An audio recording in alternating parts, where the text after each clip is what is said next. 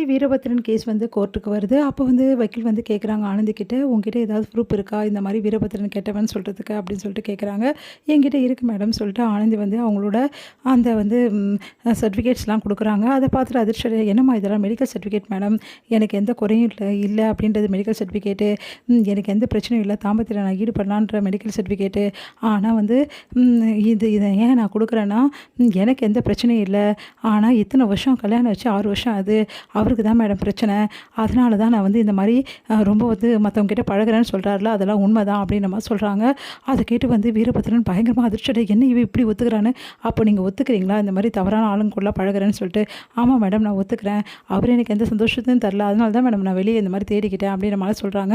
அத கேட்டு பயங்கரமா அதிர்ச்சி அடைறாங்க. அவங்க குடும்பமே என்ன ஆனந்தி இப்படிலாம் பேசுறா அப்படின்னு சொல்லிட்டு சொன்னேன்ல பார்த்தீங்களா? எப்படி இருக்கான்னு சொல்லிட்டு நம்ம வீட்டு பொண்ணு கேவலமா இருக்கு அப்படின்னு சொல்லிட்டு அவங்க அண்ணன் திட்டிட்டு இருக்காரு. இங்க வந்து என் பொண்ணு ஏதாவது செய்றான்னா, அதுக்கு ஏதாவது காரணம் கண்டிப்பா இருக்கும்னு சொல்லிட்டு அவங்க அப்பா சொல்லிட்டு இருக்காரு.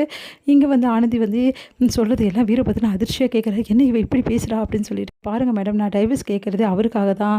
அவர் நல்லா இருக்கணும்னு தான் நான் கேட்குறேன். ஏன்னா இந்த மாரி வந்து ஒரு லேடி வந்து அவருக்கு தேவையே கிடையாது. ஏன்னா வந்து அவரால எனக்கு எந்த சந்தோஷமும் இல்லன்னு சொல்லிட்டு தான் அவர நான் வந்து கஷ்டப்படுத்த விரும்பல. அதனால தான் இந்த மாரி தவறான வழிக்கு நான் போறேன். இந்த மாரி ஒரு லேடி அவர் கூட இருந்தா அவருக்கு தான் கெட்ட பேரு.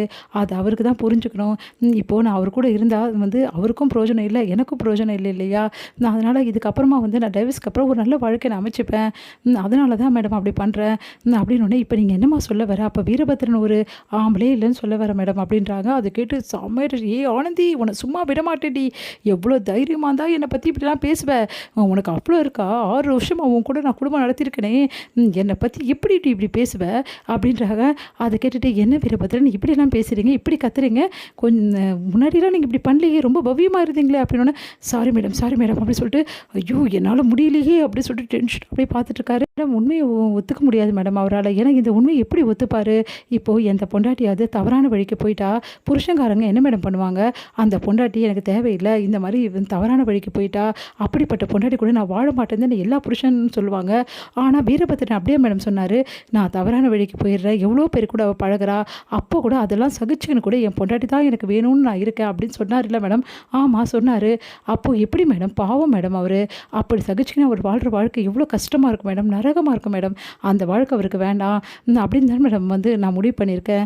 நீங்களே சொல்லுங்க மேடம். இது கரெக்டா தப்பா மேடம் அப்படின்றாங்க. அதை கேட்டுட்டு அப்படியே அதிர்ச்சியா பார்க்குறாரு.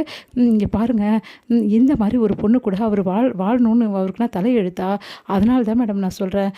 இப்போ எதனால வந்து அவர் அந்த முடிவு எடுத்தாரு தெரியுமா? தன்னால வந்து எந்த சந்தோஷத்தையும் தன்னோட ஒய்ஃப்க்கு தர முடியாது. அடுத்தவங்க கூட பழகியாவது அந்த சந்தோஷத்தை அவ அனுபவிக்கட்டும் அப்படின்னு சொல்லிட்டு தான் மேடம் அவர் வந்து இந்த முடிவுக்கு வந்திருக்காரு. என் கூட வாழணும்னு சொல்றாரு. நீங்களே சொல்லுங்க மேடம்.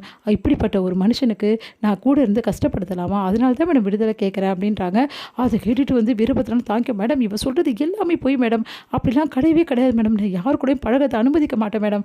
அவ யார் கூடயும் பழகல மேடம். அப்போ எலக்ட்ரிஷியன் சொன்னது பொய்யா? ஆமா மேடம். Sorry madam. என்னை மன்னிச்சிடுங்க. நான் தான் அப்படி போய் சொல்ல வச்சேன்.